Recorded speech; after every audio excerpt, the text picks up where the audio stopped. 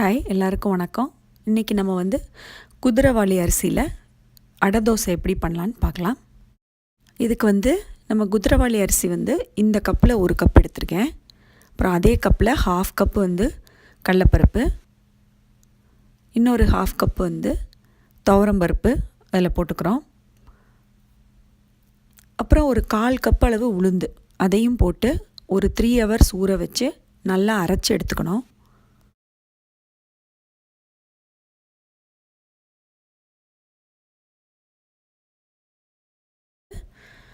நம்ம மாவில் போடுறதுக்காக என்ன பண்ணுறோம், கொஞ்சம் ஒரு பேனில் எண்ணெய் சூடான ஊற்றி கொஞ்சம் வெங்காயம், அது கூட கொஞ்சோண்டு கருவேப்பிலை, கொத்தமல்லி, வேணும்னா உங்களுக்கு பச்சை மிளகா சேர்த்துக்கலாம்.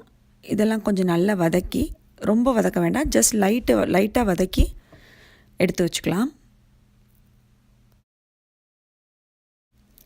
இப்போ இந்த வதக்கி வச்சுருந்தோங்க இல்லையா, அதை மாவு கூட நம்ம ஆட் பண்ணிக்கிறோம்.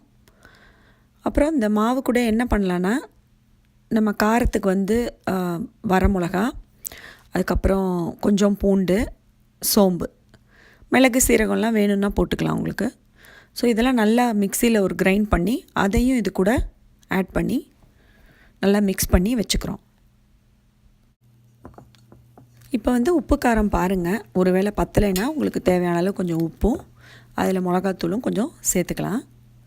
இப்போ நம்ம தோசை ஊற்ற ஆரம்பிச்சிடலாம்.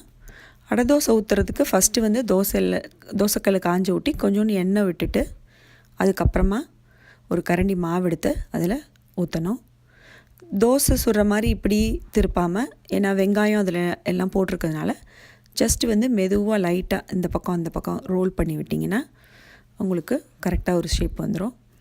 மெலிசாவும் ஊற்றிக்கலாம், இது கொஞ்சம் திக்காகவும் நம்ம ஊற்றலாம்.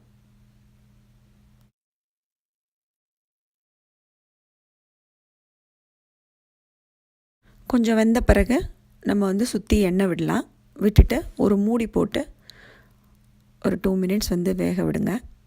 அடுத்து நம்ம திருப்பினோன்னா நல்லா கிறிஸ்பியான சுவையான குதிரைவாலி அடை தோசை ரெடி.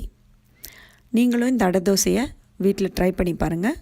பிடிச்சிருந்ததுன்னா லைக் போடுங்க, ஷேர் பண்ணுங்கள், சப்ஸ்கிரைப் பண்ணுங்கள் சேனலை. நன்றி, வணக்கம்.